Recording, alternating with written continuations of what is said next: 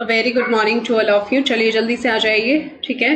कल कुछ प्रॉब्लम हो गई थी, आई होप कि आज सब ठीक होगा, ठीक है। नेटवर्क इश्यू हो गया था। चलिए वहीं से स्टार्ट करेंगे जहां से हमने स्किप किया था। और वन शॉट रिवीजन है, प्रैक्टिस सेट है, रेगुलर प्रैक्टिस ये आपकी रहेगी। Okay, if you have any doubt तो you can simply text me. Clear है ना सब कुछ, ऑडियो एंड वीडियो? चलिए स्टार्ट कर लेते हैं।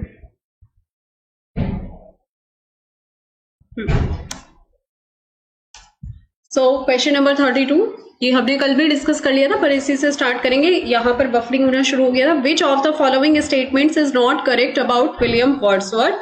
So option here, Wordsworth records that his earliest verses were a tame imitation of Pope's versification. Next option है, throughout his life he never wavered in his faith in himself and his immortality as a poet. Next की बात करें तो lyrical ballads was published at Cockermouth and the prelude was completed in 1805. So which one is your answer? Choose. Okay, तो कल हमने ये discuss कर लिया था। इसमें जो फर्स्ट है वर्ड्सवर्थ रिकॉर्ड्स की that is earliest verses were a tame imitation of Pope's versification, तो ये यहाँ पर बिल्कुल करेक्ट हो जाता है। कर लिया था ना ये हमने, ठीक है ना सब कुछ? एक मिनट मैं चेक कर लेती हूँ।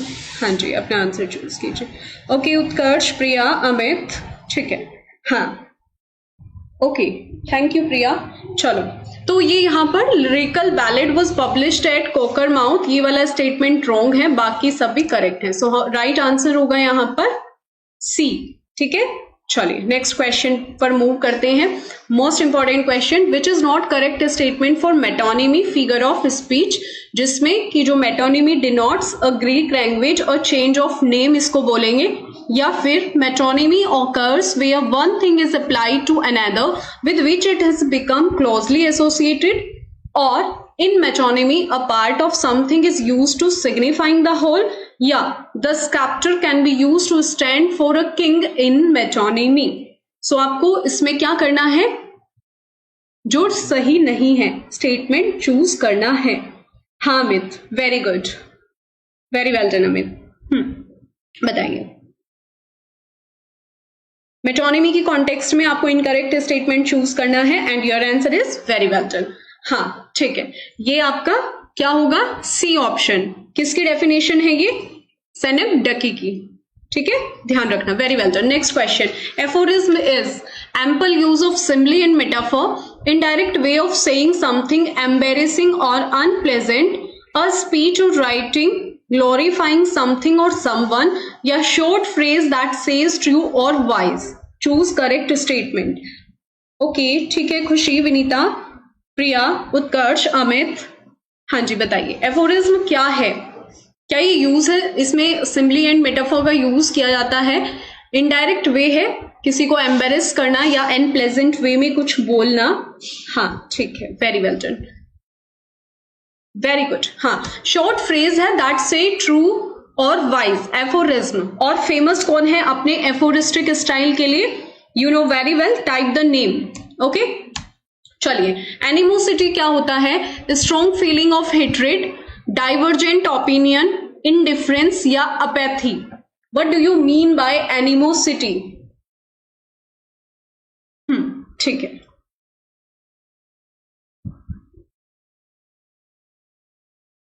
हाँ, अनप्लेजेंट साउंड को प्लेजेंट मैनर में बोलना तो यूफेमिज्म होता है, इसमें ऐसा तो कुछ नहीं है यहाँ पर. हाँ, एनिमोसिटी क्या होता है? Strong feeling of hatred. Very well done. ठीक है, वेरी गुड अमित. बेकन अपने एफोरिस्टिक स्टाइल के लिए जाने जाते हैं. क्वेश्चन कैसे भी बन सकते हैं, प्रीवियस ईयर में ये क्वेश्चन पूछा गया था, फ्रांसिस बेकन. ठीक है, हाँ, वेरी वेल डन. चलो नेक्स्ट क्वेश्चन. ओके, ये पीजीटी में पूछा गया था ये क्वेश्चन 2016 में स्पेशली, यूटिलिटैरियनिज्म, और इसको हम पीजीटी वाली स्पेशल क्लासेस जो थी उनमें डिस्कस भी कर चुके हैं. So what do you mean by this term? Doctrine of treating all human being equal, या believe that endorses greater happiness of the greatest number of people, या act of using everything for one's own benefit, या act of speaking pleasure in material attainment. Which option you choose? Discuss किया था ना हमने यूटिलिटैरियनिज्म क्या means होता है इसका.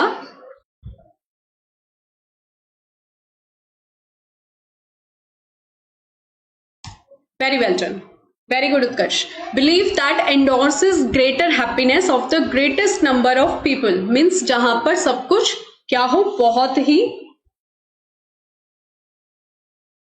ओके, ठीक है. हाँ, बी ऑप्शन यहां पर सही होगा. Greater happiness and greater number of people means जहां पर सब कुछ हैप्पी हैप्पी वाला मूवमेंट हो, तो इस टर्म को क्या बोलेंगे? यूटिलिटैरियनिज्म. ठीक है, historically used to justify reform aim at promoting fairness, equality, overall happiness such as those in the legal and social spheres. और इसके फाउंडर की अगर बात करें तो जर्मी बेंथम का नाम इसमें आ जाता है. पीजीटी एस्पिरेंट्स के लिए इंपॉर्टेंट है. Late 18th and 19th century में ये आया था. ठीक है, हाँ, ओके खुशी, वेरी वेल डन. ठीक है, next question. Okay, new question है बट हम शायद क्लास में इसको डिस्कस कर चुके हैं. इफ रेन एक बैलेड है, अ लाइन और stanza is repeated but with an addition that advances the story, it is called. क्या बोला जाता है? क्या इसको रेफरेंशियल रिपीटिशन बोला जाता है, इंक्रीमेंटल रिपीटिशन बोला जाता है, जस्ट रिपीटिशन, या नन ऑफ द अबव? ठीक है, इफ्रीन एक बैलेड है जिसमें कोई भी लाइन और स्ट्रेंजा रिपीट होता है लेकिन with an addition that advances the story. Easy question है, रीड केयरफुली. और ये वेरी वेल डन. क्या हो जाएगा? Incremental repetition. Incremental repetition is the right answer. ठीक है, तो ये ध्यान रखना. मे बी आपसे ये, क्योंकि ये जो माइनर टर्म है ना लिटरेरी डिवाइस से रिलेटेड, तो ये इस तरह से पूछे जा सकते हैं. तो ये इफ्रीन किसके कॉन्टेक्स्ट में यूज करेंगे? स्पेशली ये बैलेड होता है और किसी लाइन और स्ट्रेंजा में रिपीटेड यूज होता है. इन इंक्रीमेंटल रिपीटिशन ये हमें देखने को मिलता है. Very well done. हाँ, ठीक है. इस टेक्निक को ट्रेडिशनल बैलेड्स में यूज किया जाता है मल्टीपल टाइम्स किसी भी लाइन और स्टेंजा में यूज करने के लिए, यानी कि वेरिएशन और एडिशन बिल्ड करने के लिए यूज किया जाता है. चलो next. Which of the following is mismatched? चलो ये तो आप बता दोगे, इजी क्वेश्चन है. मिसमैच आइडेंटिफाई कीजिए.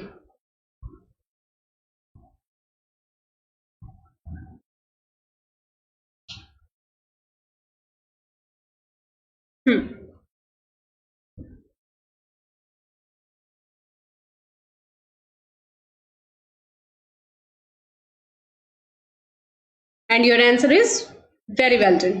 हाँ, ये हमने कल भी डिस्कस किया था ना. और ये क्या है? D, William Wordsworth. To a Skylark किसका वर्क है? पीबी शेले का. इसको गलत मत करना, ठीक है. इसको आप हमेशा देखो, अभी भी सी लगा दिया है कुछ ने. हाँ, जल्दबाजी में रॉन्ग मत करना. ये क्वेश्चन बहुत अच्छा क्वेश्चन है, PGT and TGT as well. To a Skylark किसका वर्क है? पीबी शेले का. 1820 और 21 के ड्यूरिंग वॉर्स को लिखते हैं. और टू द स्काईलार्क वर्ड्सवर्थ का है, जिसको वो 1825 में लिखते हैं और 1827 में ये पब्लिश होती है पोयम. कब लिखते हैं? पीबी शेले की पोयम के 5 साल बाद वो इसको लिखते हैं, ध्यान रखना। विच of the following does not constitute 3 unities a popular component of a drama.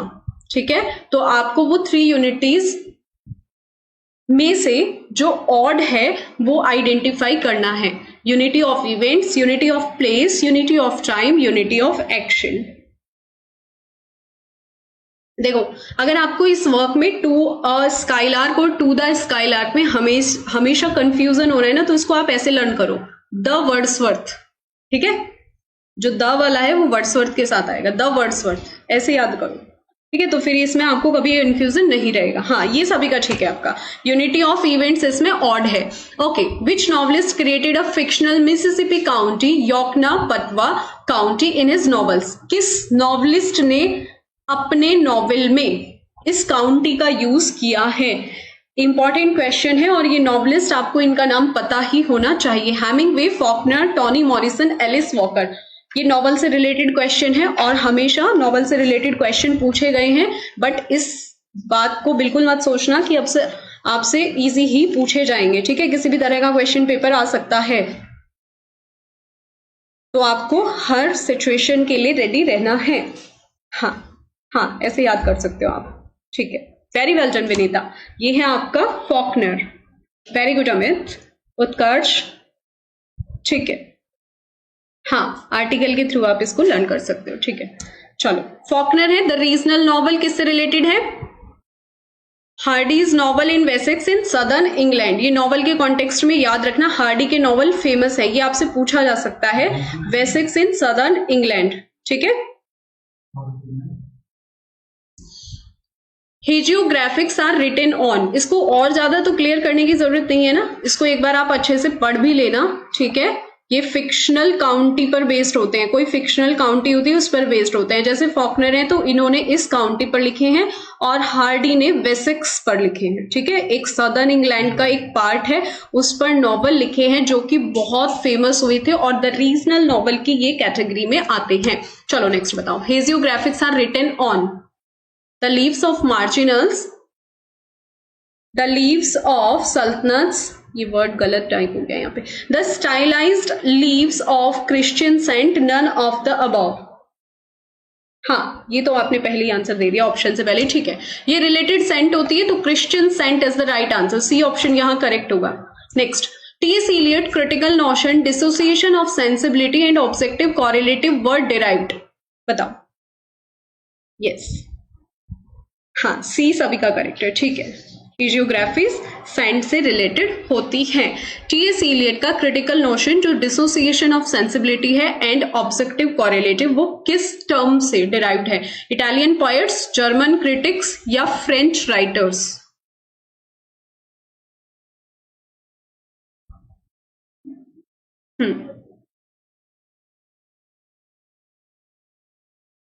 ये हैं आपके फ्रेंच राइटर्स। ठीक है, ध्यान रखना इसको, फ्रेंच राइटर से रिलेटेड है, इस तरह के क्वेश्चन पूछे जाते हैं। ठीक है, ध्यान रखना, फ्रेंच राइटर से रिलेटेड है। ये जो दोनों टर्म आए हैं कहां से डिराइव्ड हैं? फ्रेंच राइटर से। फ्रेंच सिंबॉलिस्ट जैसे चार्ल्स बॉडलेयर एंड जूल्स लेफ्रिज, ये फ्रेंच सिंबॉलिस्ट थे, और इनकी स्टडी की गई मेटाफिजिकल पोइट्री में, और इन्हीं से इन्फ्लुएंस होकर टी.एस. इलियट ने ये दोनों टर्म यहां पर दिए या पॉपुलराइज कराए गए। डिसोसिएशन ऑफ सेंसिबिलिटी उनसे रिलेटेड है, और इसको उन्होंने दिया। हाँ, ठीक है, very well done, very good. Next, Milton wrote. Yes,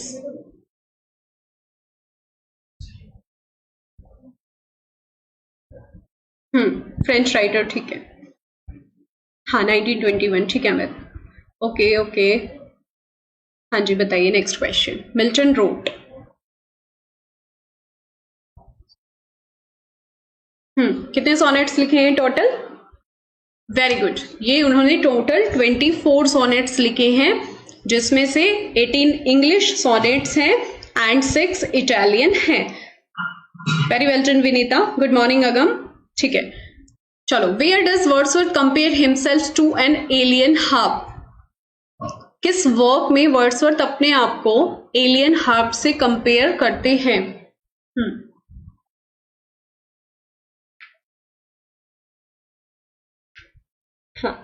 ठीक है, जो इनके इटालियन सोनेट है उनके जो टाइटल है वो आपको अलग ही देखने को मिलेंगे, उनके टाइटल कुछ अजीब से हैं और इंग्लिश टोटल इन्होंने 18 लिखे हैं।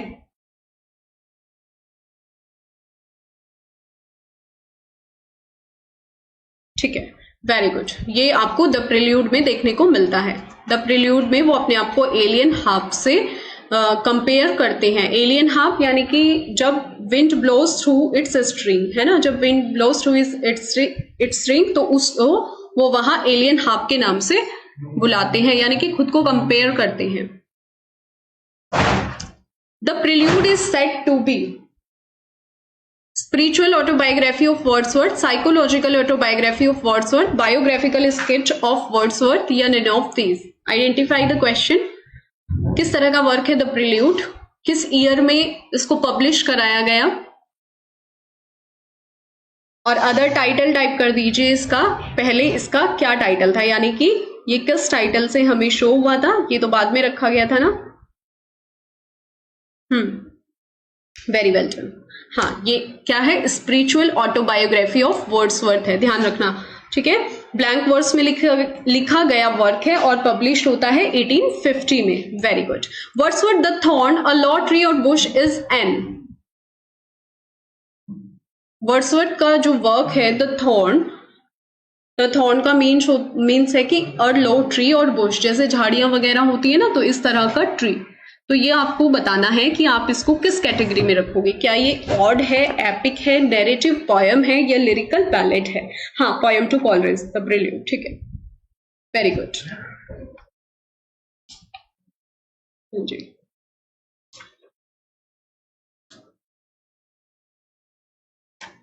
ध्यान से आंसर करना है इस क्वेश्चन का। फेमस इनका ये वर्क है द थॉर्न। एक वुमेन की स्टोरी है जिसका लवर उसे बेट्रे करता है किसी दूसरी वुमेन के लिए, और वो एक बेबी को वहां जन्म देती है जिसकी डेथ हो जाती है। तो फिर एक प्लेटो टाइप होता है, उसको वहां पे बरी किया जाता है, दफनाया जाता है। ठीक है, तो कुछ इस तरह की स्टोरी है। O misery, very well done Vinita. And किसने दिया है और राइट आंसर? हाँ, विनीता का ठीक है। ये है क्या, एक लिरिकल बैलेड है। ध्यान रखना, द थॉर्न को आप किस कैटेगरी में रखोगे, ये एक लिरिकल बैलेड है। The pond and the mound as a symbol of nature. इस पोयम में एक पॉन्ड है और एक माउंड है, उसको सिंबल ऑफ नेचर के रूप में इसमें यूज किया है।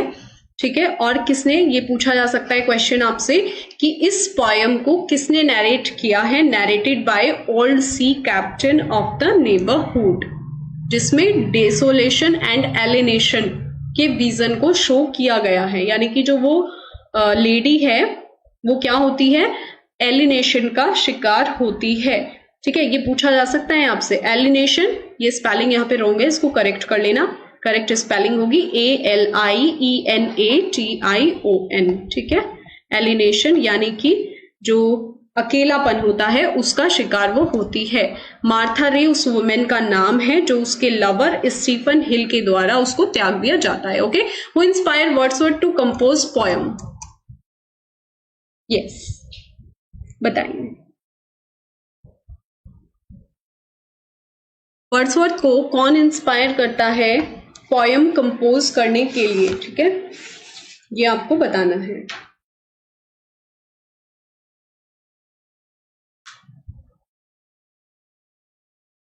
हाँ, एलिनेशन। ठीक है,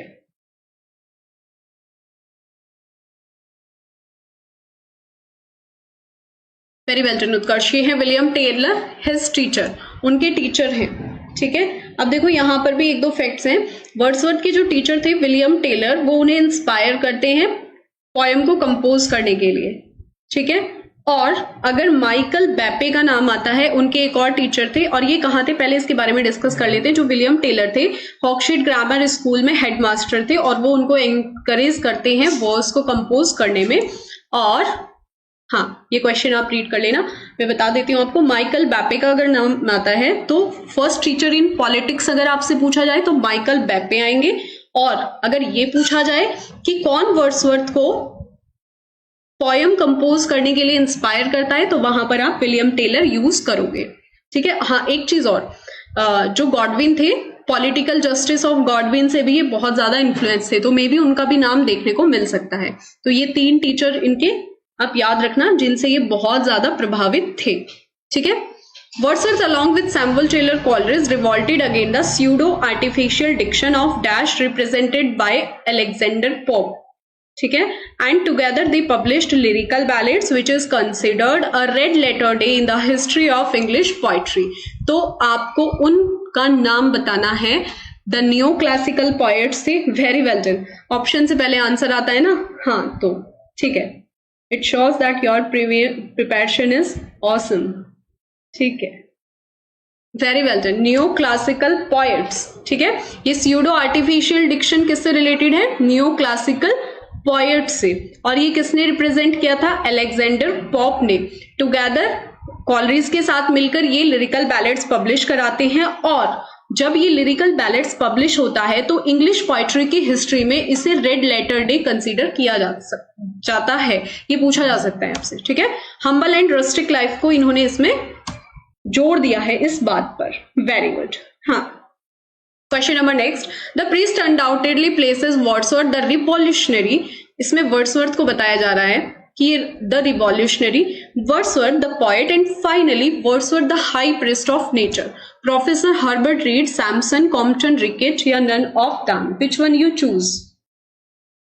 ये बहुत ज्यादा मीन्स ये जो the high priest of nature है ना, ये स्टेटमेंट डिबेटेबल है। ये डी क्वेंसी के कॉन्टेक्स्ट में भी हमें बुक्स में देखने को मिला, एक और पोएट के कॉन्टेक्स्ट में ये देखने को मिला, और इस कोर्ट में भी ये है। तो क्वेश्चन देखो कैसे अगर आ भी जाता है तो ऑप्शन के अकॉर्डिंग आप चूज कर लेना। लेकिन ये एस के अरोरा की बुक में टिटो क्वेश्चन है, so that's why I am choose Professor Herbert Read. Yes, ये राइट आंसर है। Thou art a monument without a tomb and art alive still while thy book doth lie। बताओ, Matthew Arnold, Milton, Wordsworth, Ben Jonson. ये भी बता देना किसके बारे में बोल रहे हैं। ठीक है, हाँ, क्वेश्चन नंबर 49 का आंसर आपने सभी ने करेक्ट दिया है। Very good.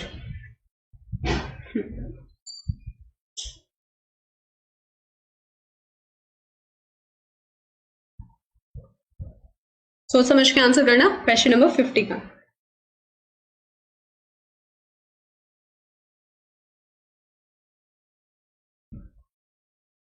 Thou art a monument without a tomb and art alive still while thy book doth lie। ठीक है, इससे क्वार्ट्स भी पूछी जाती है इस वर्क से, और ये बेन जॉनसन की क्वार्ट है। कहां पर? बेन जॉनसन डेडिकेटरी प्रीफेस लिखते हैं, फर्स्ट फोलियो में जो पब्लिश होता है उसकी लाइन्स है, ठीक है। और मुझे ऐसा लग रहा है कि ये प्रीवियस ईयर से मैंने पिक की है, तो इन लाइन को आपको भूलना नहीं है। ये लाइन्स उनकी प्रीफेस टू विलियम शेक्सपियर से है, क्योंकि मेरे पास जो घटना चक्र वाली बुक है शायद मैंने उसमें से ये क्वेश्चन टाइप किया है, ठीक है। हाँ, तो इसको आप ध्यान से रीड कर लेना। ये जो है ये बेन जॉनसन का जो वर्क है उसमें लिखते हैं शेक्सपियर के बारे में, उनको डेडिकेट करते हुए। फर्स्ट वॉल्यूम में आया था ना ये। Error like straws upon the surface flow, he who would search for pearls must dive below। Identify the figures of speech in this statement। हाँ, ध्यान से सर्च करना, ध्यान से चूज करना कौन सी फिगर ऑफ स्पीच आप इसमें रखोगे। अपॉस्ट्रॉफी है, एपिग्राम है, मेटोनिमी है या सिम्बली है।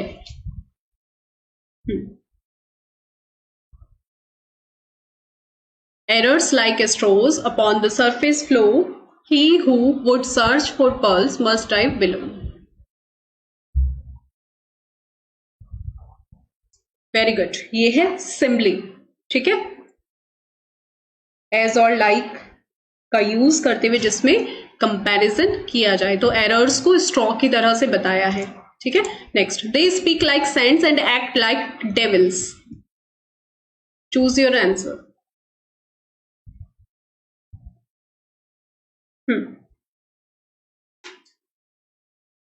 Simile, metaphor, oxymoron, antithesis. Explain करने की तो नीड नहीं है ना, ये तो अब पूरे अच्छे से आपको आती होंगी सारी ही लिटरेरी डिवाइस, इजी है।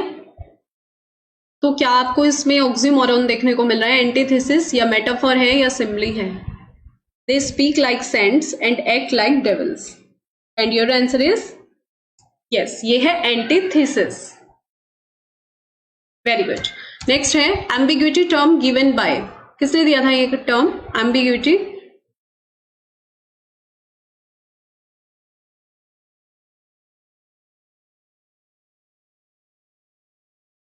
सिडनी ग्रैंडी, इन्होंने कौन सा टर्म दिया था? सारे आपको फिंगर टिप पर होने चाहिए क्योंकि एग्जाम हमारा होने वाला था, तो मे भी आपने सब कुछ रीड किया होगा। सिडनी ग्रैंडी किसके लिए फेमस है? विक्टर ह्यूगो किसके लिए फेमस है? ये विक्टर ह्यूगो प्रीवियस ईयर में पूछे गए थे और एग्जामिनर ने खुद ही वहां पर ऑप्शन गलत लिखे हुए थे, ठीक है। टेनिसन और Victor Cousin. And your answer is Victor Cousin is the right answer. Ambiguity term Victor Cousin ने दिया था, सॉरी ये विलियम एम्सन रह गए क्या? विक्टर क्यूजिन ने। अच्छा एक बार डिस्कस कर लेते हैं। सिडनी ग्रैंडी प्रॉब्लम प्ले इन्होंने दिया था, और ये जो प्रॉब्लम प्ले टर्म है इसको पॉपुलराइज करने का श्रेय जाता है हेनरिक इब्सन को। Victor Hugo liberalism in literature term इन्होंने दिया था और ये प्रीवियस ईयर में पूछा गया था, ठीक है। और dramatic monologue originated by Tennyson and perfected by Robert Browning. इसको आप ध्यान रखना कि क्वेश्चन आपसे कैसे पूछा जाता है in the context of dramatic monologue. अगर ये पूछा जाए ओरिजिनेटेड तो बाय टेनिसन और परफेक्टेड बाय रॉबर्ट ब्राउनिंग, ठीक है। एंड विक्टर क्यूजिन ने दिया था art for art sake, sorry Victor Cousin बताया मैंने नहीं, विक्टर क्यूजिन ने ये वाला टर्म दिया था आर्ट फॉर आर्ट सेक, ध्यान रखना, ठीक है। इसका आंसर होगा ई। एम्बिग्यूटी टर्म विलियम एम्पसन ने दिया था, ठीक है, ध्यान रखना इसको। हाँ विलियम एम्पसन,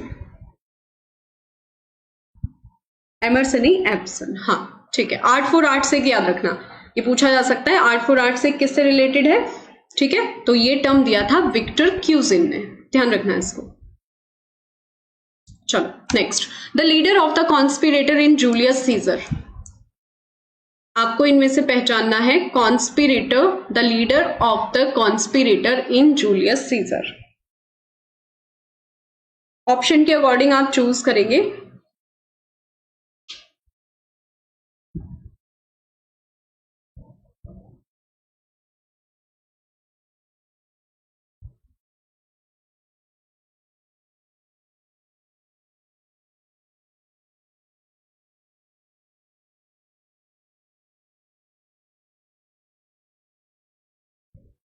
ये इसका आंसर होगा कैशियस, ठीक है।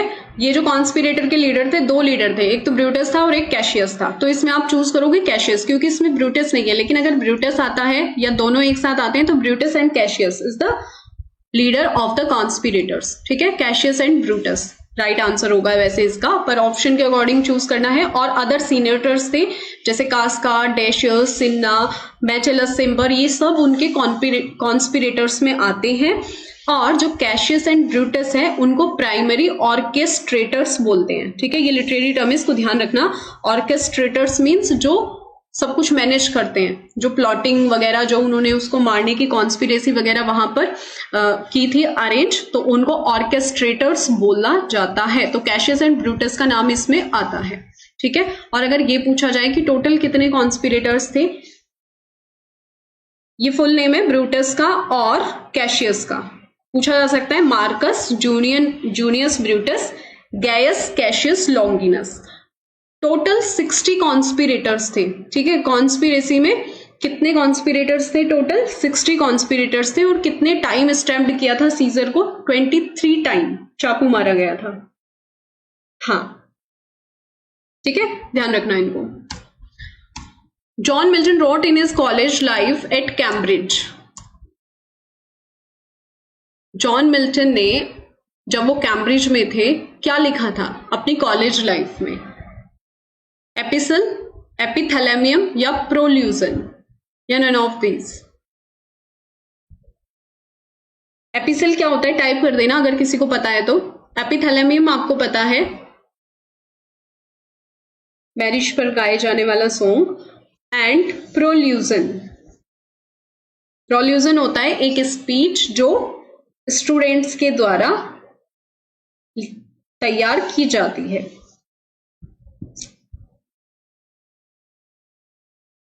Very well done, C is the right answer, prolusion. Prolusion एक स्पीच जो स्टूडेंट्स के द्वारा रेडी की जाती है। तो जॉन मिल्टन जब कैम्ब्रिज में थे कॉलेज, ये बायोग्राफी से मैंने क्वेश्चन पिकअप किया है, ठीक है। तो प्रोल्यूजन उन्होंने लिखा था, public speech made by students. Cambridge university में कब थे ये पूछा जा सकता है, 1625 में उन्होंने कैम्ब्रिज यूनिवर्सिटी को ज्वाइन किया था, ध्यान रखना। 1626 में उन्हें सस्पेंड कर दिया गया था क्योंकि जो उनके ट्यूटर थे विलियम चैपल, उनसे उनका झगड़ा हो गया था। हाँ, प्रोल्यूजन ध्यान रखना, अपने नोट्स में नोट डाउन कर लो। बायोग्राफी से क्वेश्चन है ये, इसीलिए मैंने इसको यहां पर इंक्लूड किया है। Name the devil of who builds pandemonium, Saturn, Mammon, Mulciber या बिलजेबब। बहुत अच्छा क्वेश्चन है। उस डेविल का नाम बताना है जिसने पेंडिमोनियम को बनाया था, ठीक है। और अगर आपको इन सभी, ये जो डेविल्स हैं, अगर आपको इनके सभी के बारे में पता है तो इजीली आप फाइंड कर लोगे इसका क्या काम होता है, ठीक है। जो भी ये पैराडाइज लोस्ट के डेविल्स वगैरह है ना, तो इनके जो वर्क है उसके बारे में आपको पता होना चाहिए स्पेशली। आंसर आ गया, यस, वेरी गुड। ये है मुल्सिबर। मुल्सिबर ये ग्रीक माइथोलॉजिकल फिगर है, इसका काम ही था, मीन्स इसको पुअर आर्किटेक्ट बोला जाता था, ठीक है। आर्किटेक्ट वगैरह का काम करता था ये, तो इसी को ही श्रेय जाता है पेंडिमोनियम को बिल्ड करने का। विच of the following pair is mismatched?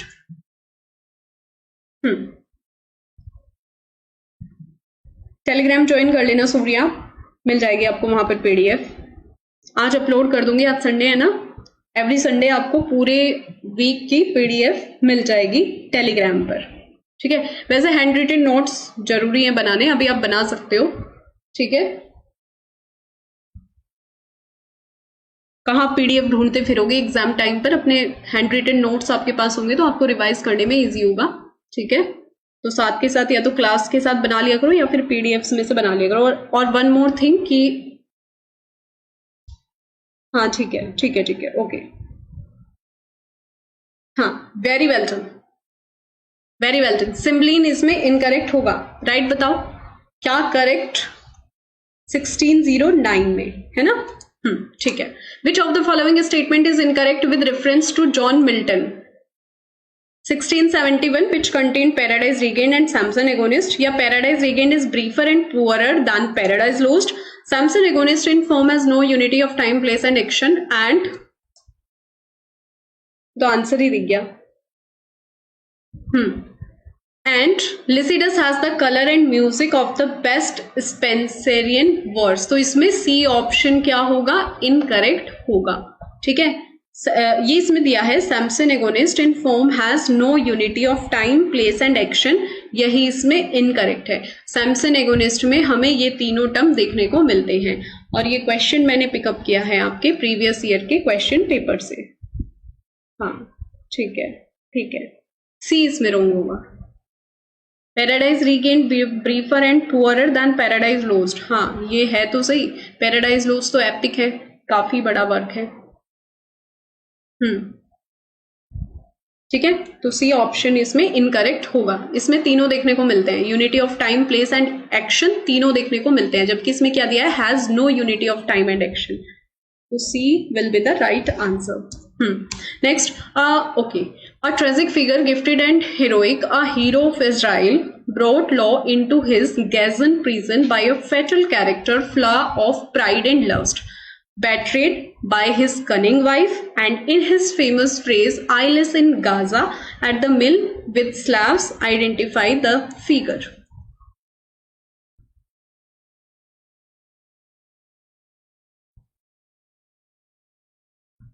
हाँ, ठीक है, ठीक है, बताइए।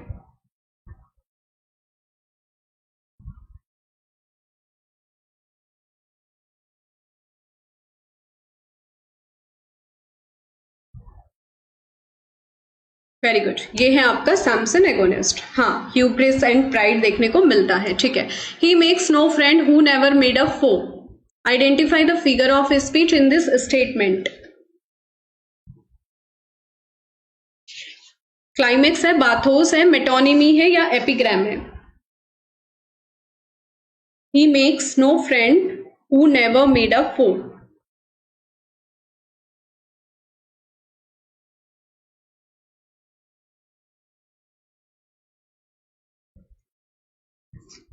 इसमें एक और है लिटरेरी डिवाइस, वो भी आप टाइप कर सकते हो, बट ऑप्शन के अकॉर्डिंग पहले आंसर चूज करो।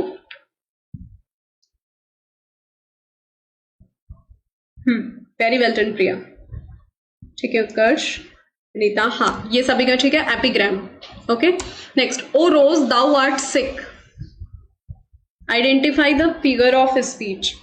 ओ rose thou art sick, climax है, पर्सोनिफिकेशन है, मेटोनिमी है या एपिग्राम है?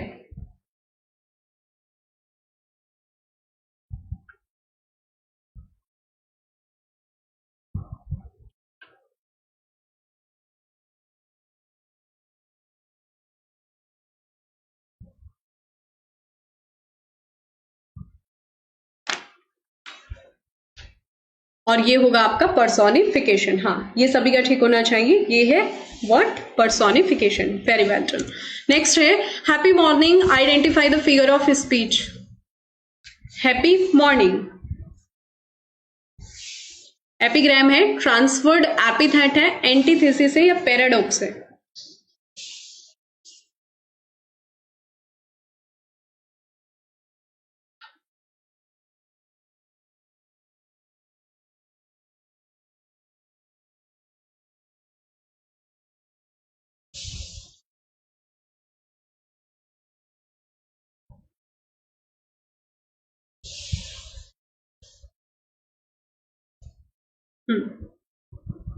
What would you choose? Very well done Baldev. ये है आपका ट्रांसफर्ड एपिथेट। ठीक है, हाँ विनीता, वेरी वेल डन। ठीक है, ठीक है उत्कर्ष, प्रिया, 62 का आंसर। हाँ जी ठीक है, आप सभी ने ठीक दिया है। ये है ट्रांसफर्ड एपिथेट। और क्या बोलते हैं इसको? हाइपेलेज। ध्यान रखना, हाइपेलेज का ही एक टाइप है ट्रांसफर एपिथेट। अगर आपको ऑप्शन में ये ना देखने को मिले तो लिखा मिल सकता है हाइपेलेज। ठीक है, तो कंफ्यूज नहीं होना है। Typically resulting in the implied personification of an inanimate or abstract noun, it is called a transferred epithet. Next, beside the clock's loneliness. बताइए।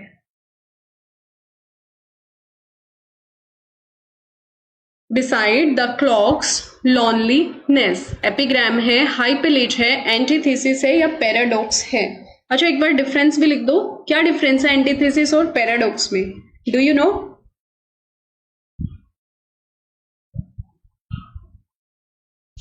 पैराडॉक्स तो इस तरह की फिगर ऑफ स्पीच होती है जो कंप्लीटली कॉन्ट्रोडिक्ट करती है itself in the same sentence. ठीक है, जैसे हम बोल देंगे वॉर इज पीस, तो इसमें भी पैराडॉक्स होगा। और क्या दे सकते हो, लाइक फ्रीडम इज स्लेवरी, तो इसमें भी क्या होगा? पैराडॉक्स होगा। और एंटीथेसिस तो आप पहचानते ही हो। वेरी वेल डन, ये हो जाएगा आपका हाइपेलेज। बिसाइड द क्लॉक्स लॉनलीनेस क्या होता है? Transferred epithet.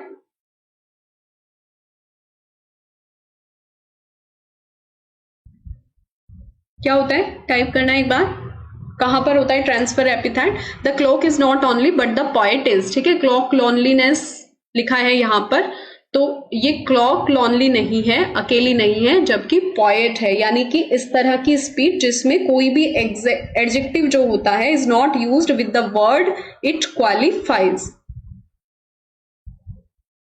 ठीक है, चलो next, fitting the clumsy helmets just in time. ये जो क्लम्सी हेलमेट्स है, ये वर्ड यहां पर पावरफुल इमेज ऑफ सोल्जर्स के लिए यूज किया गया है। तो कौन सी इसमें फिगर ऑफ स्पीच होगी? क्या आप चूज करोगे?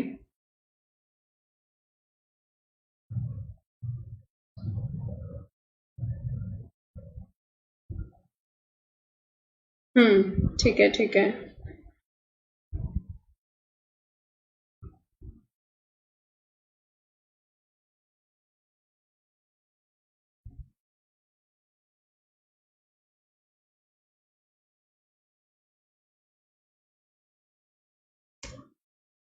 इसमें भी आपका हाँ ट्रांसफर एपिथेट ही होगा। यानी कि ऐसे वर्ड, एक ऐसी स्पीच जिसमें कोई भी एडजेक्टिव यूज वहां नहीं किया जाता जो वर्ड उसे क्वालिफाइज कर रहा है, जबकि उसका ट्रांसफर कर दिया जाता है किसी दूसरे वर्ड पर। अब इसको ऐसे समझो, fitting the clumsy helmets just in time. तो ये यहाँ पर क्लम्सी हेलमेट्स किसके लिए यूज किया गया है? हेलमेट्स लिखा हुआ है, हैमलेट होगा ये, हेलमेट, ओके हेलमेट है ना, हेलमेट है, हाँ सही है। हेलमेट किसके लिए यूज किया गया है? सोल्जर्स के लिए। पावरफुल इमेज दिखाई गई है सोल्जर की, किसके थ्रू? क्लम्सी हेलमेट्स के। तो ये जो एडजेक्टिव है ये किसके लिए यूज किया गया है? ये वर्ड किसके लिए यूज किए गए हैं? सोल्जर्स के लिए। तो यहां पर ट्रांसफर्ड एपिथेट होगा, ठीक है। जैसे आप एक और सेंटेंस देख लो, आप बोलो कि the ploughman homeward plods his weary way, ठीक है, यानी कि जो प्लोमैन है homeward plods his weary way में प्लॉट करते हैं।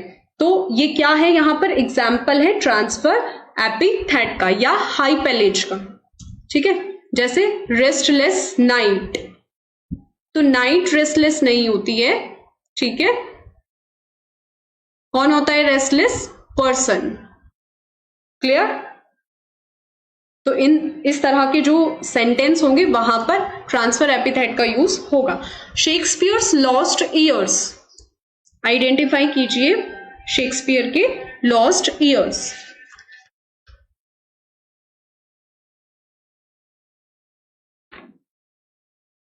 लॉस्ट ईयर कब से कब तक माने जाते हैं? बायोग्राफी से क्वेश्चन है एंड योर आंसर इज हाँ, ठीक है। ये होगा आपका 1585 से 1592 तक उनके लॉस्ट ईयर माने जाते हैं। ये जो है ना 1585 से 1592 तक उनके लॉस्ट ईयर माने जाते हैं, और इसके बीच इसके बाद जो उनके इवेंट्स हुए थे उनको अच्छे से याद कर लेना। जैसे 1597 में क्या करते हैं वो? न्यू प्लेस परचेज करते हैं स्ट्रैटफोर्ड में। फिर 1599 में एक पार्टनरशिप वो रखते हैं कंपनी मेंबर्स के साथ। तो इस तरह से आप फैक्ट्स को रिवाइज करते चलोगे, ठीक है। तो ये उनके लॉस्ट ईयर आइडेंटिफाई किए जा सकते हैं। हाँ ध्यान रखना 1585 टू 92 उनके लॉस्ट ईयर्स माने जाते हैं। Me this unchartered freedom tires, I feel the weight of chances desire. बताओ लाइन कहां से है? ये टिंटन एबे की है, माइकल की है, ऑड टू ड्यूटी की है, या सॉलिटरी रीपर की है? बताइए। प्रीवियस ईयर में ये क्वेश्चन पूछा गया था। Me this unchartered freedom tires, I feel the weight of chance desires.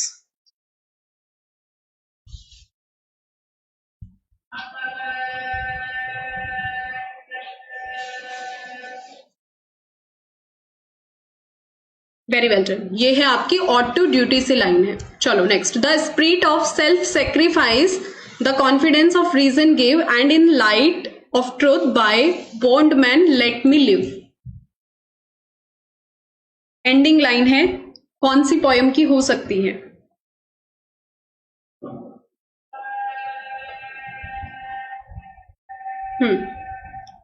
हाँ very good, ode to duty की एंडिंग लाइन है। ये जो हाईलाइटेड है ना लाइन, से इससे याद रखना ऑड टू ड्यूटी की एंडिंग लाइन एंड किससे कर रहे हैं? And in the light of truth thy bondman let me leave,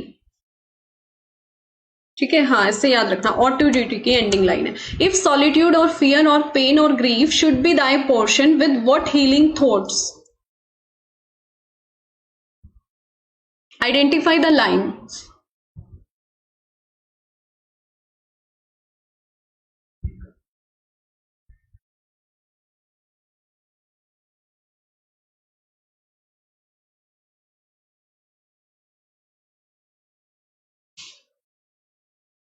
and right answer is ये है आपकी टिंटन एबे से। ये तो सभी का ठीक होना चाहिए है ना। क्या हुआ? कमेंट्स नहीं शो रहे हैं। हाँ टिंटन एबे से लाइन है, very well done, yes you are right Vinita. ठीक है next, will no one tell me what she sings, perhaps the plaintive numbers flow for old unhappy far off things and battles long ago. In lines को रखने का motive यही है कि by chance आपका exam होने लगे 31 जुलाई को, तो क्या करोगे आप? आइडेंटिफाई कर पाओगे क्या? इतनी प्रिपरेशन है आपकी? नहीं अमित, वो सेटिंग में गड़बड़ हो रखी है, वो मैंने कोशिश की थी उसको करेक्ट करने की बट मैं कर नहीं पाई, ठीक है। जैसे ही टाइम मिलता है मैं उसको ठीक करूंगी। वो सेटिंग में है कुछ गड़बड़, वो उसी वजह से इतने ऐड दिखाई दे रहे हैं, ठीक है। वो सभी को दिख रहे होंगे। वेरी वेल डन, ये सभी का ठीक है। Solitary reaper, hence loathed melancholy of Cerberus and blackest midnight born in Stygian cave forlorn. देखो ध्यान से आंसर करना, गलत नहीं करना है। मेलनकली की बात हुई है, of Cerberus and blackest midnight born in Stygian cave forlorn, और मेलनकली देखकर इसके अकॉर्डिंग ऑप्शन मत चूज कर लेना, ठीक है। ये हम क्लास में पहले भी डिस्कस कर चुके हैं कि जो उनकी पेयरिंग पोएम्स हैं, एक में जॉयफुल नेचर वो डिस्क्राइब करते हैं, दूसरे में मेलनकली, और इसे देख के अपना आंसर गलत मत कर लेना। ये बिगनिंग लाइन है, hence loathed melancholy of Cerberus and blackest midnight born. अगर आपने थोड़ा सा भी पढ़ा है, very well done Baldev.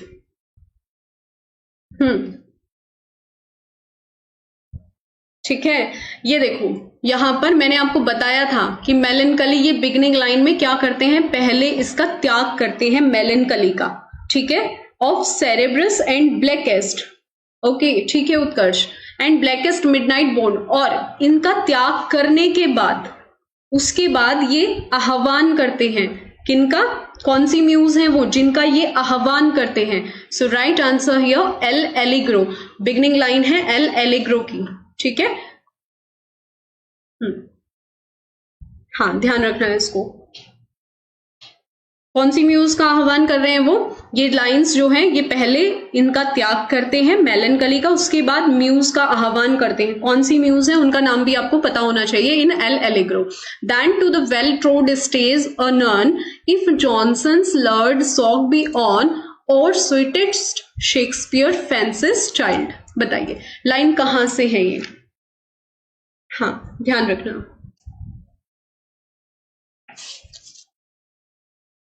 Invoke कर रहे हैं म्यूज को, किसी ने नाम दिया उन म्यूज का। अब जहां भी आप फंस रहे हो, जो भी रॉन्ग हो रहा है उसको रिवाइज कर लेना एक बार जाकर। कौन है वो म्यूज, किसे बुलाते हैं, यूफ्रोसाइन को बुलाते हैं, जो गॉडेस ऑफ जॉय हैं। क्लियर, यूफ्रोसाइन को बुलाते हैं goddess of Joy,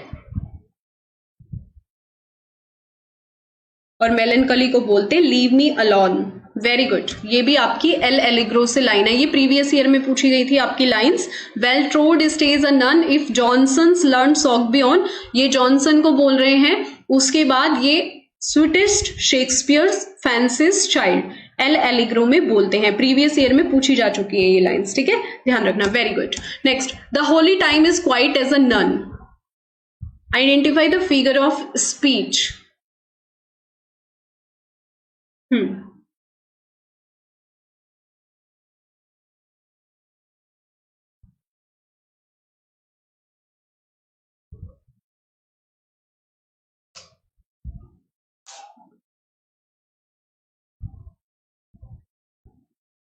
figure of speech आपको आइडेंटिफाई करनी है। अच्छा एक बार ये बताना, एल एलिग्रो किस तरह की पोयम है, मिल्टन की किस तरह की पोयम है?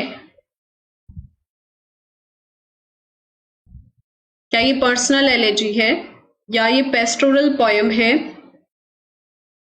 किस तरह की पोयम है एल एलिग्रो, किसी को पता है? हाँ वेरी वेल डन, इसमें होगा आपका सिमली, ठीक है। ओके नेक्स्ट क्वेश्चन, विच पोएट सा हिमसेल्फ एज मिल्टन्स पोएटिकल सन? वर्ड्सवर्थ, जॉनसन, विलियम ब्लेक या ड्राइडन? आपको कंफ्यूज करने के लिए स्पेंसर दिया जा सकता है यहाँ पे एग्जाम में, ठीक है, तो क्वेश्चन रीड करके ध्यान से आंसर करना। विच पोएट सा हिमसेल्फ, कौन से पोएट अपने आप को मिल्टन का पोएटिकल सन बोलते हैं? अगर मैं यहाँ पर स्पेंसर रख देती तो आप क्वेश्चन को आधा अधूरा पढ़ के स्पेंसर मार्क कर देते, ठीक है। तो एग्जाम में ऐसा हो सकता है, ध्यान से आंसर करना। यहाँ पर जो विलियम ब्लेक है, 73 का आंसर, हाँ विलियम ब्लेक, वो अपने आप को मिल्टन के पोएटिकल सन के रूप में देखते हैं। जॉन ड्राइडन क्यों मार्क करे, विलियम ब्लेक है, विलियम ब्लेक है, ध्यान रखना, चेक कर लेना इसको। Fame is the spur that the clear spirit doth raise, the last infirmity of noble mind to scorn delights and live laborious day. बताइए लाइन कहाँ से है, मिल्टन की है, वर्ड्सवर्थ की है, शेक्सपियर की है या गाल्सवर्दी की है?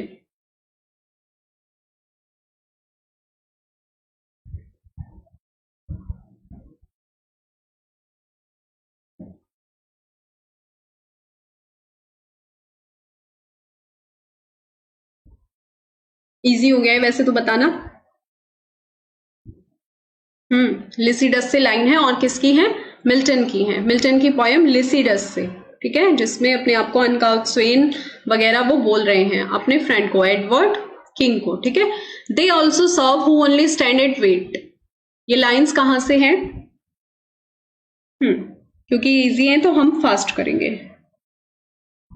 हाँ उत्कर्ष, विलियम ब्लेक है, और आप सभी ने जॉन ड्राइडन आंसर किया है, तो आप सभी अपनी अपनी तरफ से इसको चेक कर लेना, पर इसका आंसर विलियम ब्लेक है।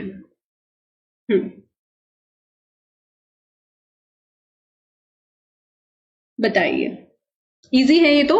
हाँ, ये है आपकी on his blindness, very good, John Milton की। और इसमें ये तो इजी हो जाता है, बट आपसे पूछा जा सकता है लिखा कब गया और पब्लिश कब हुआ, तो 1673 में। A poem that reads the same way backwards as forwards, क्या बोलेंगे? क्वेट्रिन बोलेंगे, सेस्टेट बोलेंगे, पैलिंड्रोम बोलेंगे, एफोरिज्म बोलेंगे। एक और ऑप्शन होना चाहिए था यहाँ पे, पैरोनिम, पैरोनिम भी होना चाहिए था। आंसर बताओ। एक और लिख लीजिए option, पैरोनिम, P A R O N Y M, ये देखो राइटिंग, वाह। हाँ जी बताइए। हाँ ठीक है, वेरी गुड।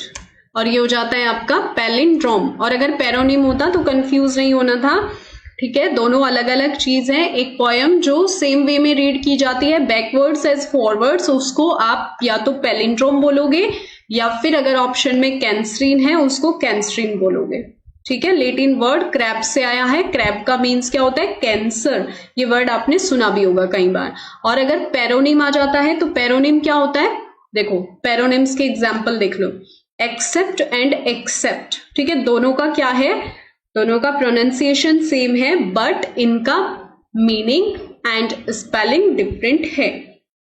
तो ये हो वर्ड, इस तरह के वर्ड्स अगर आपसे पूछ लिए जाएं तो ये होंगे पैरोनिम्स।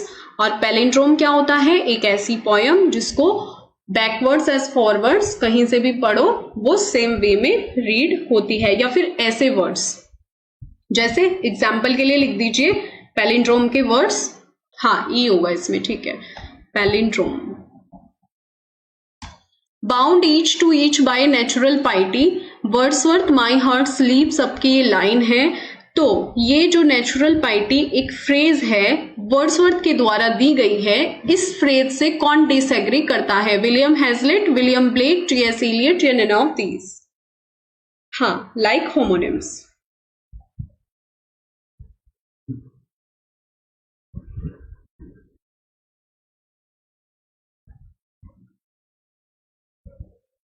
नेटवर्क प्रॉब्लम, यहां से तो ठीक चल रहा है सब कुछ, मैं चेक कर लेती हूँ एक बार। यहाँ ठीक चल रहा है विनीता, आप देखो आपके यहाँ से होगी, आज तो ठीक चल रहा है, गॉड ऑफ ग्रेस, ठीक चल रहा है सब कुछ। हाँ ठीक है मैडम।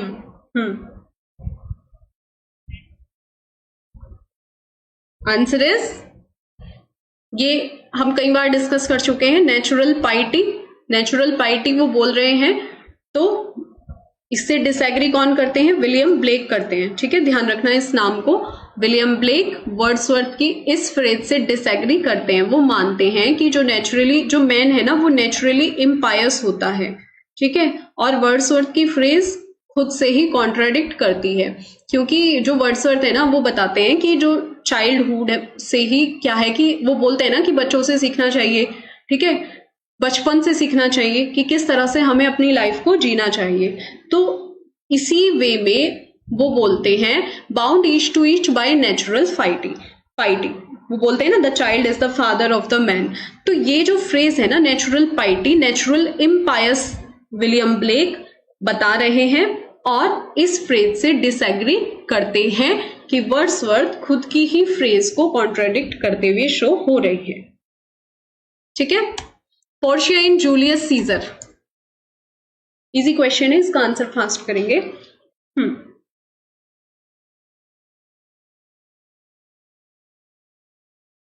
यहाँ ठीक है अमित, नेटवर्क, मेरा नेटवर्क सही चल रहा है आज। हाँ, वेरी वेल डन, ये सभी का ठीक है आपका, वेरी गुड। ये कौन है? पोर्शिया, वाइफ टू ब्रूटस, और सीजर की वाइफ का नाम है कैलपुर्निया। ठीक है, चलो next. Knock knock knock who's there I the name of Beelzebub, किस वर्क से लाइन है ये?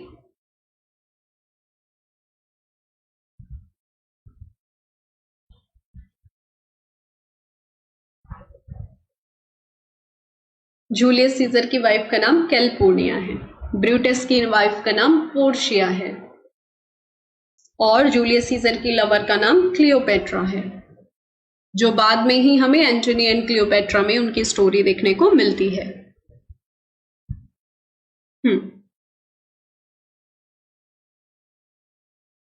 वेरी वेल डन, ये आपकी मैकबेथ से लाइन है, पॉर्टर सीन की।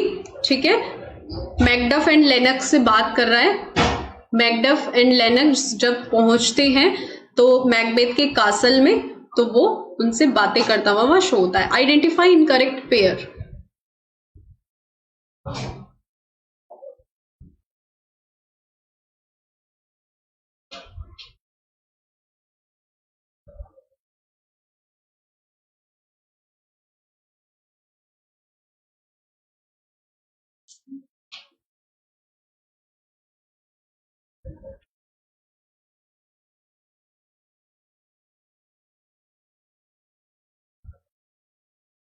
और जो जो क्वेश्चन आपसे यहाँ रोंग हो रहे हैं ना, या फिर जिसमें आपको थोड़ा भी डाउट था, जाके उन्हें अभी रेडी कर लेना। ठीक है, और रिवाइज करते रहो बार बार। चूज किया, वेरी वेल डन, जिसने बी ऑप्शन चूज किया है करेक्ट बताना। वर्ड्सवर्थ, ब्लेंच बेली, किसकी मदर है ये ब्लेंच बेली?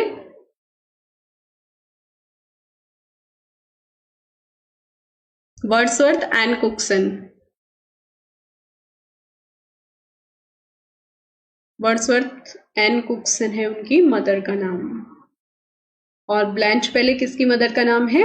गाल्सवर्दी। ठीक है, ध्यान रखना, choose in correct.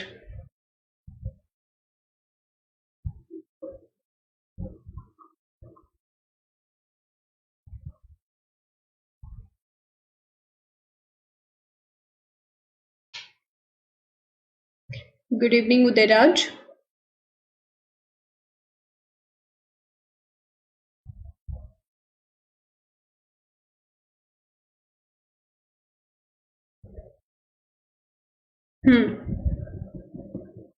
Wrong answer choose करो, रॉन्ग ऑप्शन कौन सा है?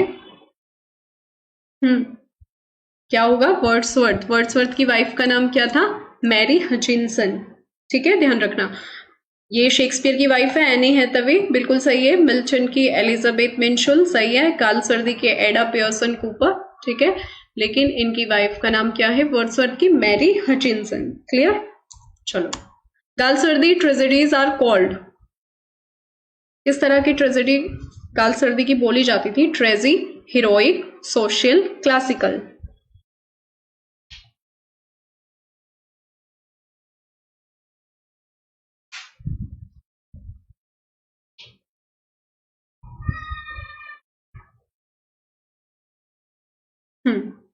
ठीक है, वेरी गुड, ये है उनकी सोशल ट्रेजेडीज। सोशल ट्रेजेडीज से रिलेटेड वर्क वो लिखते थे। वेरी वेल, सभी का ठीक है ये। Which of the following is a characteristic of John Galsworthy's writing style? Galsworthy की राइटिंग स्टाइल की कैरेक्टरिस्टिक आपको आइडेंटिफाई करनी है। वो लैंग्वेज एंड फॉर्म के साथ एक्सपेरिमेंट करते थे, पोएटिक एंड फ्लावरी लैंग्वेज का यूज करते थे, रियलिस्टिक एंड डिटेल डिस्क्रिप्शन देते थे ऑफ एवरीडे लाइफ, या एक्शन एंड एडवेंचर पर फोकस्ड उनके वर्क लिखे जाते थे।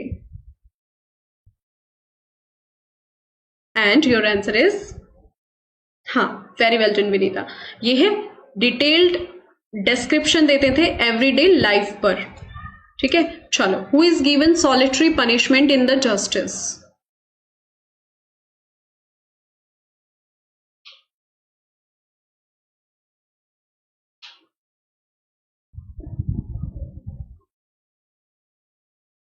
ये जो द जस्टिस है, इसको क्राइम प्ले भी बोला जाता है, जॉन गाल्सवर्दी का। और ये अगर आपसे एक क्वेश्चन ये भी पूछा जा सकता है कि ये जो टाइटल है किस तरह का टाइटल है, तो ये आयरेनिकल टाइटल की कैटेगरी में रखा जाता है। वेरी वेल डन, ये सभी का ठीक है। विलियम फॉल्डर 1910 में ये प्ले आया था। और एक क्वेश्चन इस तरह से बन सकता है कि किस तरह का टाइटल ये है, द जस्टिस। तो ये जो जस्टिस है ये आयरेनिकल टाइटल माना जाता है, ठीक है। चलो, in which play of Galsworthy haves and have nots, और ईयर भी बता देना किस ईयर में ये वर्क उनका आया था।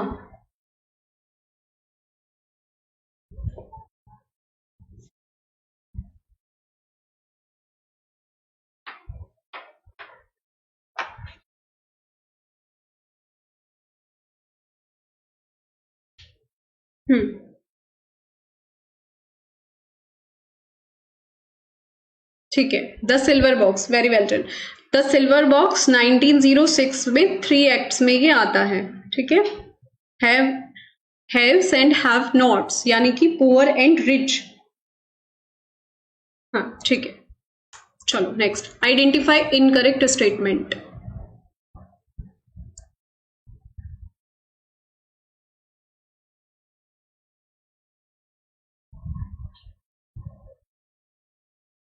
चूज, इसमें आप थोड़ा टाइम ले सकते हो।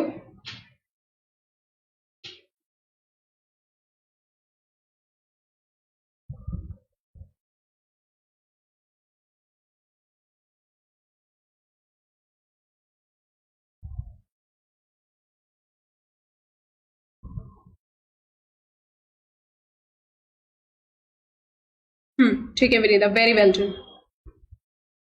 हाँ, सभी ईयर करेक्ट है आपके, वेरी वेल डन, यस। हाँ, ये है टिबाल्ट, जो लेडी कैपुलेट के नेफ्यू हैं, रोमियो के नेफ्यू नहीं है ना, क्योंकि रोमियो के और इसका तो वहां पर डुअल होता है, जिसकी वजह से रोमियो को वहां से निकाल दिया जाता है, बैनिश कर दिया जाता है ना। हाँ, तो यही इसमें इनकरेक्ट होगा। टिबाल्ट कौन है? नेफ्यू है लेडी कैपुलेट के, ध्यान रखना। Choose incorrect statement about lyric.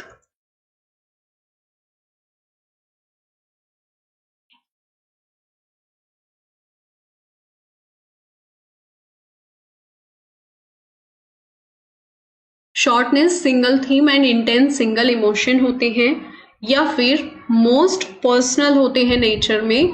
Thomas Wyatt introduced in England, modern poets wrote best lyrics जैसे to a skylark. All are correct. Read this question carefully and then answer, ठीक है। अब देखो लिरिक क्या है, shortness single theme and intense single emotion होते हैं, बिल्कुल सही स्टेटमेंट है। और नेचर में पर्सनल भी होते हैं, पहचान लिया आपने, वेरी वेल डन। नहीं, अभी आंसर नहीं आया है इसका। थॉमस यैट इंट्रोड्यूस करते हैं इंग्लैंड में लिरिक को, ठीक है। ये वाला स्टेटमेंट सही है, modern poets wrote best lyrics example to a skylark. Read करना जरा।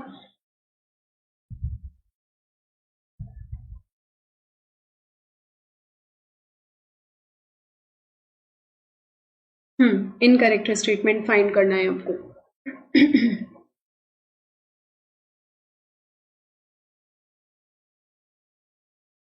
हाँ, ऑल आर करेक्ट तो हो ही नहीं सकता, ठीक है। चलो इस ऑप्शन को मैं कटिंग कर देती हूँ। अब बताओ क्या ये सही है? Modern poets wrote best lyrics to a skylark. To a skylark modern poets का वर्क है? नहीं ना, किसका वर्क है ये? रोमांटिक पोएट का, ठीक है। Elizabethan and romantic poets wrote best lyric. Lyric के बारे में ये चीज याद रखना इंपॉर्टेंट है। जो लिरिक है आपसे पूछा जाए बेस्ट लिरिक्स कब लिखे गए, एलिजाबेथन एंड रोमांटिक पोएट्स को श्रेय जाता है बेस्ट लिरिक लिखने का। ये टू अ स्काईलार्क किसका वर्क है? पीबी शेले का, जो कि एक रोमांटिक पोएट है, ठीक है, तो ये करेक्ट आपका, ये जो स्टेटमेंट है ये इनकरेक्ट हो जाता है, मॉडर्न पोएट्स नहीं आएगा। Romantic poets wrote best lyrics जैसे टू अ स्काईलार्क। क्लियर, ध्यान रखना। The turning point of a Petrarchan sonnet usually occurring between the octave and sestet.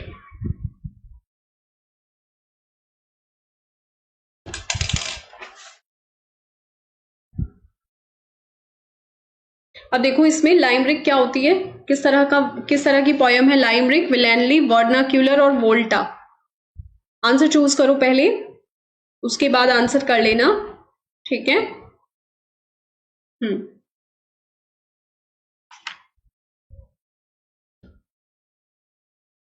हाँ, वेरी वेल डन, ये सभी का ठीक है आपका।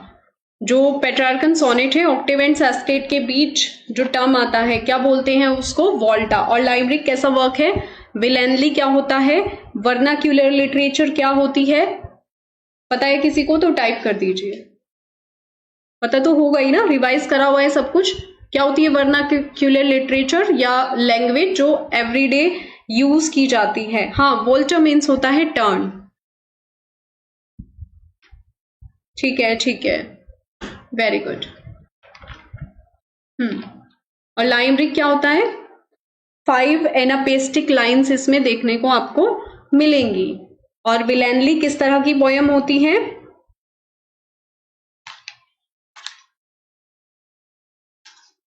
नाइनटीन लाइन्स पोयम, ठीक है। ठीक है, ये आंसर आपका ठीक है, फिक्स्ड फॉर्म में लिखी होती है। लाइमरिक 5 लाइन पोयम होती है जिसमें एक स्ट्रिक्ट राइम स्कीम आपको देखने को मिलेगी, स्ट्रिक्ट, AABBA।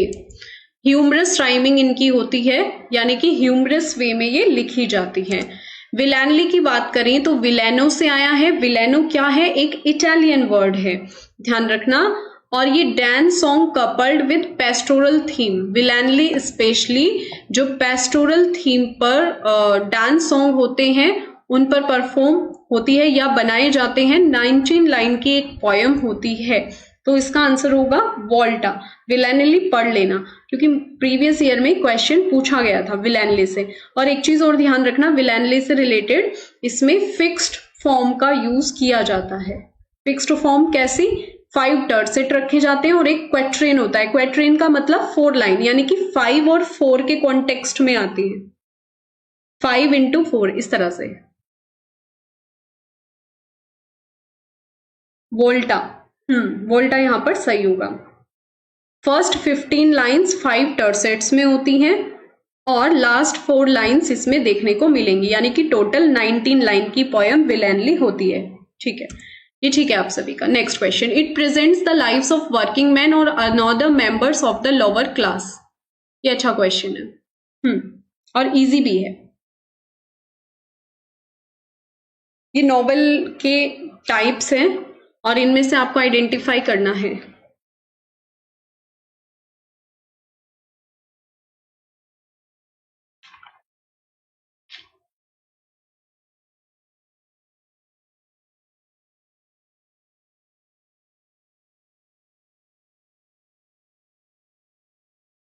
हाँ, वेरी गुड, ये होते हैं प्रोलेट्रियन नॉवल। बिल्डंगस्ट्रॉमन क्या होते हैं, जिनको कमिंग ऑफ एज नॉवल भी बोला जाता है, यानी कि जो प्रोग्रेसिव फॉर्म में लिखे जाते हैं। प्रोलेट्रियन नॉवल वर्किंग क्लास से रिलेटेड होते हैं।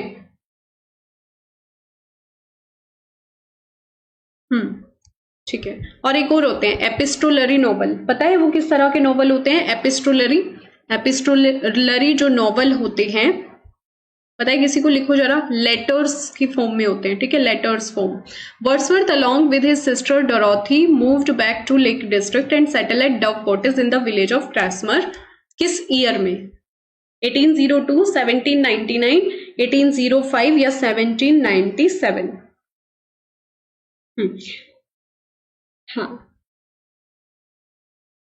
ये क्वेश्चन बहुत अच्छा है, ये बायोग्राफी से क्वेश्चन है और इस तरह से आप ईयर ध्यान रखना, किस ईयर में क्या हुआ था, उससे आप पहचान जाओगे कि वर्ड्सवर्थ अपने सिस्टर डोरोथी के साथ वापस आते हैं लेक डिस्ट्रिक्ट में, और जो ग्रासमर विलेज है उसकी डव कॉटेज में वो सेटल हो जाते हैं। तो किस ईयर में, 1802, 1799, 1805 या 1797?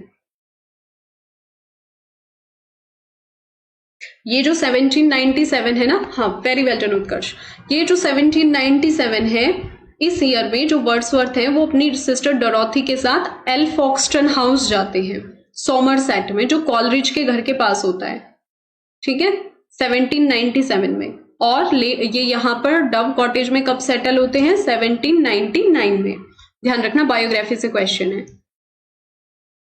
और 1802 में डोरोथी फ्रांस जाती है। फ्रांस क्यों जाती है? वो जो उनकी डॉटर है, वर्ड्सवर्थ की डॉटर, उनको मनी हेल्प वगैरह देने, सपोर्ट करने के लिए जाती है, ठीक है। और 1805 में पोएम टू कॉलरिज फिनिश होती है। तो ये इंपॉर्टेंट टर्म है उनकी बायोग्राफी से, तो इनको ध्यान रखना। Wordsworth wrote a poem Peter Bell as a reply to PB Shelley, William Hazlitt, Robert Southey या कॉलरिज? वर्ड्सवर्थ पीटर बेल लिखते हैं रिप्लाई टू, हाँ ठीक है, ये सभी का ठीक है, 1799 में।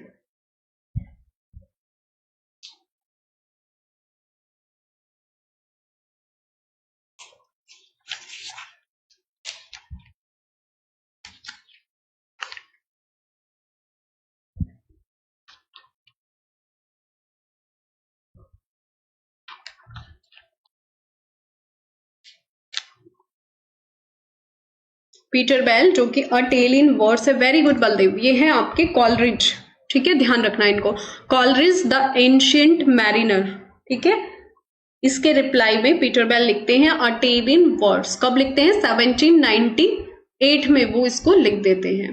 कैसे याद रखोगे? 1798 में एक और वर्क आया था ना उनका, तो ऐसे आप इसको याद रखोगे। बस ये याद रखना कि जो पीटर बेल है as a reply to Coleridge the ancient mariner, ठीक है।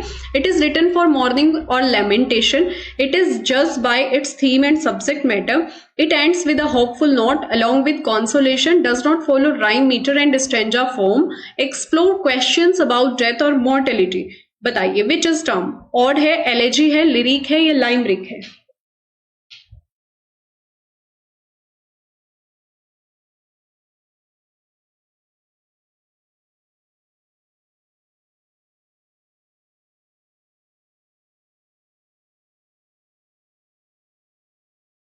Identify the term. किसकी कैरेक्टरिस्टिक है ये? इजी हो जाता है पहचानना, ठीक है। अपनी सब्जेक्ट मैटर और थीम से इसको जज किया जा सकता है। एंड होती है होपफुल नोट, कॉन्सोलेशन के साथ, सांत्वना के साथ, कोई भी rhyme, metre and stanza form follow नहीं की जाती, और क्वेश्चन अबाउट डेथ और मॉर्टेलिटी के बारे में एक्सप्लोर करने के लिए पोएम ही होती है। वेरी वेल डन, ये है आपकी एलेजी, ठीक है। Identify incorrect statements.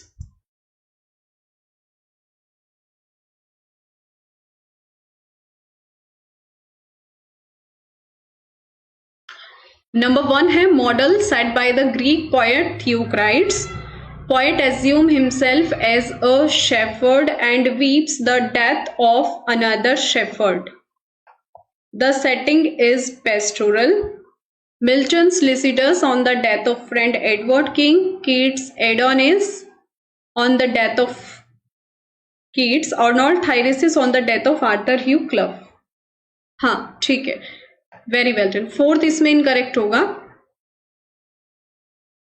क्योंकि लिसिडस 1638 में नहीं, कब आई थी? 1637 में, ठीक है। हाँ, और एक और मिस्टेक है इसमें। और क्या मिस्टेक है?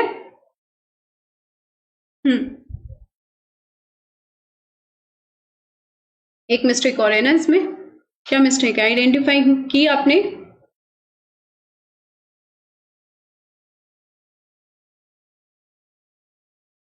ये जो एडोनिस है ये शेली की पोएम है जो कि कीट्स की डेथ पर लिखते हैं, ठीक है। ये भी मिस्टेक है इसमें। शेली की पोएम है एडोनिस। ये पूछा जा सकता है, ये मत सोचना कि ये पीजीटी का क्वेश्चन है, आपसे नहीं पूछा जाएगा, क्योंकि ये पेस्टोरल एलेजी के कॉन्टेक्स्ट में है, पेस्टोरल पोएम के कॉन्टेक्स्ट में है, तो ये आपसे पूछा जा सकता है। शेली की एडोनिस वो लिखते हैं on the death of Keats, जो कि एक पेस्टोरल पोएम है। और model set by Greek poet Theocritus. ठीक है, ध्यान रखना। आइडेंटिफाई इनकरेक्ट, ठीक है, किस तरह की पोयम है, इसमें आपको इनकरेक्ट स्टेटमेंट आइडेंटिफाई करना है।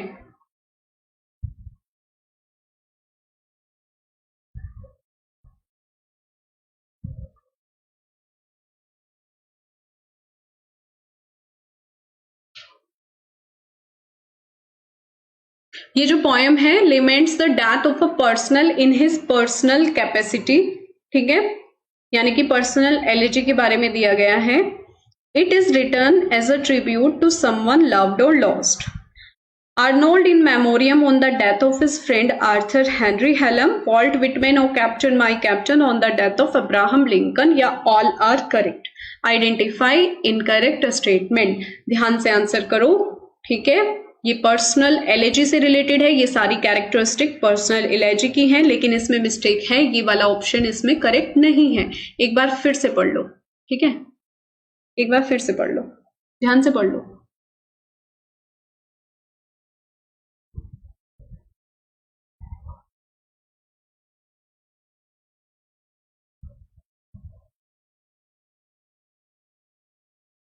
ध्यान से देखो क्या मिस्टेक है, एक ऑप्शन और इनकरेक्ट है, पता चला?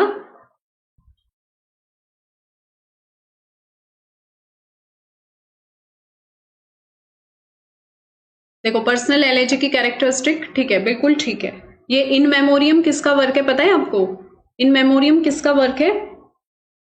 हाँ ठीक है, अब आपने आइडेंटिफाई किया सही आंसर बी। किसका वर्क है इन मेमोरियम? लिखो किसका वर्क है, इसी में मिस्टेक है ये, क्योंकि इंपॉर्टेंट वर्क है। इस तरह के वर्क को आप नजरअंदाज नहीं कर सकते हो। ये प्रीवियस ईयर में भी 2 से 3 बार क्वेश्चन कैसे ना करके पूछ लिया गया है, तो ये क्वेश्चन रॉन्ग नहीं होने चाहिए।